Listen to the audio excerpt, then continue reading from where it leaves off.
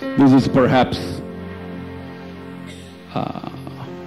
one of the most historic days in American history.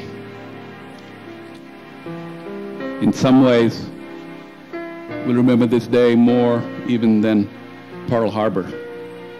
Many of us think it was a major event, but today, as most of you know, all of you probably know now, is that there was a major terror attack on America. It's never been like this, ever. In any history, any country in the world, there have not been that many thousands of people killed in one day by an act of terrorism. And this day, America has suffered the biggest attack. And I believe that we're going to turn our eyes to the Lord. There are multiple thousands of people who are not only have lost their lives, but thousands and thousands of families who are suffering, who have lost loved ones today. And this is a major attack on our nation. So we are gathered here as intercessors and as watchmen on the wall.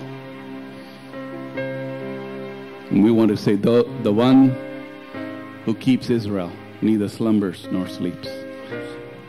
And this loss we face because the enemies of Israel also hate America.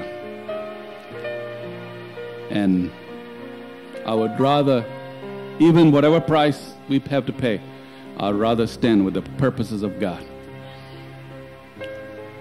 So, it's a day, in many ways, of deep tragedy. But it's a day that I believe, just as the day of Pearl Harbor, September 11 will be remembered as a day when many millions of Americans who did not have clear values, God will clarify their values. Those who are sitting on the fence will know either to get on God's side or choose against the Lord.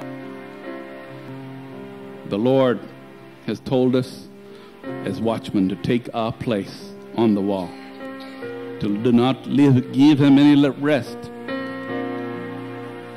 Day and night call on him until he makes Jerusalem a praise in the earth.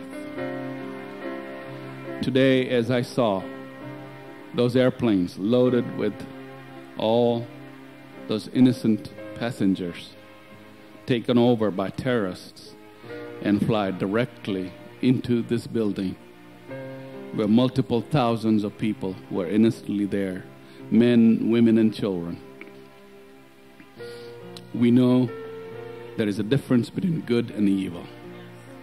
And this nation stands for good, and there is a battle right now between good and evil, between the Spirit of Christ and the spirit of Antichrist. We stand here as watchmen on the walls, and we are calling on the Spirit of God, the Spirit of comfort, to come upon us, upon our land, upon New York City, and upon Washington, D.C., upon the multiple thousands of families who have been deeply affected today. We're asking the Spirit of comfort and the Spirit of counsel and understanding. We're asking comfort to fall upon every family who is touched today with loss. The enemies of Israel and the enemies of America and the enemies of freedom will know that they cannot get away with killing innocent people without recompense.